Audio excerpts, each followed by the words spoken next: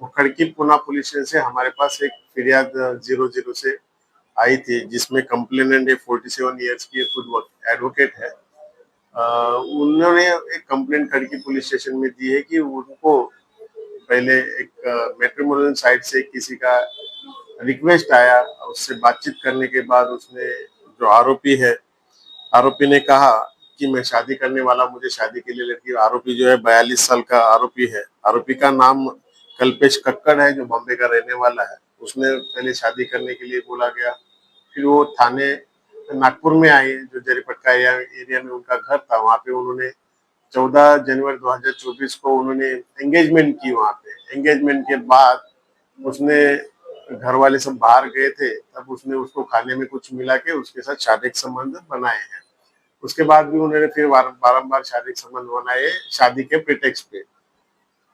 बीच में उसने, वो खुद इन्वेस्टमेंट का काम कर रहा है ऐसा बोल के उससे 8 से 10 लाख रुपए इन्वेस्टमेंट के नाम पे लिए थे, और अभी उसके बाद वो शादी भी नहीं कर रहा है, कुछ नहीं कर रहा है।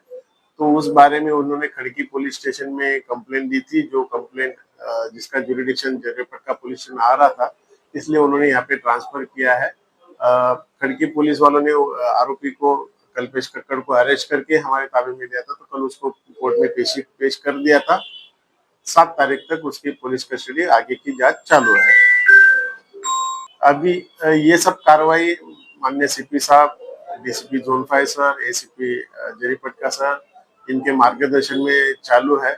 इन्वेस्टिगेशन चालू है। इसमें कई बातें सामने आ रही कि ये आरोपी इसी तरह से और भी किसी औरतों को बहुत उसने फंसाया है, शारीरिक संबंध उनसे बनाए हैं, शादी का झांसा देके, और उनके पास से पैसे भी इन्वेस्टमेंट के नाम पे लिए। उसके खिलाफ तेलंगाना में भी एक एफआईआर भेज दी गई है, जो खड़की पुलिस स्टेशन में दाखिल होती है, उसकी कंप्लेंट तेलंगाना में भेज दी गई है। बॉम्बे में भी कुछ चीटिंग की कंप्लेंट उसके खिलाफ दाखिल हो रही। तो ये सब चीजें, ये हैबिचुअल लग रहा है, तो उसके बारे में कंप्लेंट आ रही है। नागपुर में और कई कंप्लेंट होगी, तो वो भी हम लोग देख रहे हैं। नागपुर में और किसी औरतों को या लड़कियों को उसने कुछ फंसाया, तो वो भी हम लोग इन्वेस्टिगेशन में वो जांच कर रहे हैं।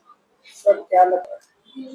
अभी तक तो अकेला ही दिख रहा है कि उसका मोडस ऑपरेंडी है कि जो एल्डरली वुमेन्स है, जो कोई सहारा ढूंढ रही, उनको रिक्वेस्ट भेजना, उनका विश्वास संपादन करना, उनको शादी के लिए झांसा देना, उनके साथ शारीरिक संबंध प्रस्तावित करना, और उनके पास से जो भी उनकी कमाई है वो इन्वेस्टमेंट के नाम से निकाल लेना, ये मोडस दिख रहे हैं। अभी तक तो एक का ही इन्वॉल्वमेंट दिख रहा है, कोई गिरोह दिख नहीं रहा है।